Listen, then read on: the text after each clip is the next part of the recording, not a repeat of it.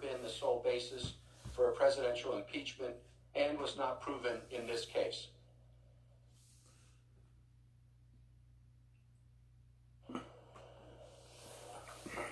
Mr. Chief Justice, Senators, thank you for that question. And that is exactly correct. Professor Turley was very critical of the entire process in the House and of the charges that the House Democrats were considering here, both the abuse of power charge and the obstruction charge. And he explained that this was a rushed process that had not adequately pursued an investigation, that, as the senators point out in the question, abuse of power is an exceedingly difficult theory to use to impeach a president, and it has never been used without alleging violations of the law. And I think that in the discussions we've had over the past week and a half, we've pointed that out multiple times. Every presidential impeachment in our history, including even the Nixon impeachment proceedings, which didn't actually lead to an impeachment, have used charges that include specific violations of the law and the criminal law.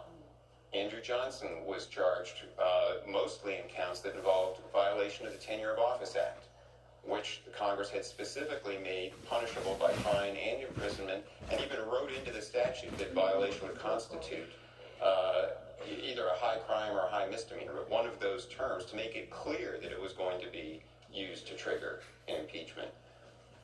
In the proceedings, in the Nixon impeachment inquiry, each of the articles of impeachment there, except for the obstruction of Congress charge, was sort of treated separately on the obstruction theory, included specific violations of law.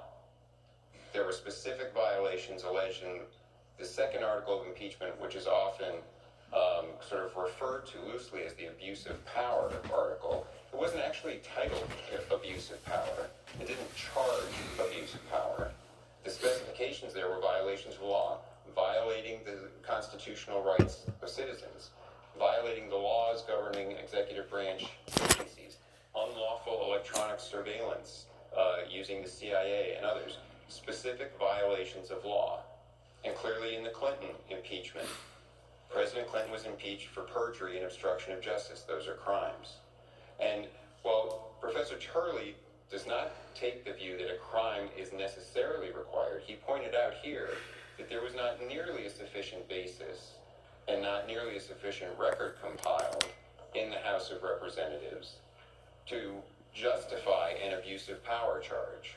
He also was very critical of the obstruction of Congress theory, and he pointed out that it would be an abuse of power by Congress under these circumstances, where Congress has simply demanded information, gotten a refusal from the executive branch based on constitutionally based prerogatives of the executive, a refusal to provide that information, then to simply go straight to impeachment without going through the accommodations process, without considering contempt, without going to the courts. That was Professor Turley's view, how incrementally the House of Representatives would have to proceed if they were going to try to reach, ultimately, some theory of obstruction of Congress.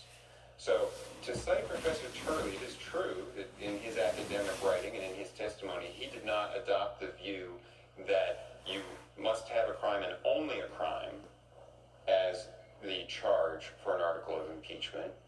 He still thought that neither of the articles of impeachment here could be justified or sufficient or could be used to impeach the president, both the abuse of power article and the obstruction article. So taking snippets out of what he said really does an injustice to the totality of his testimony, because the totality of his testimony was entirely against what the House ended up doing here. Thank you. Adam. Counsel?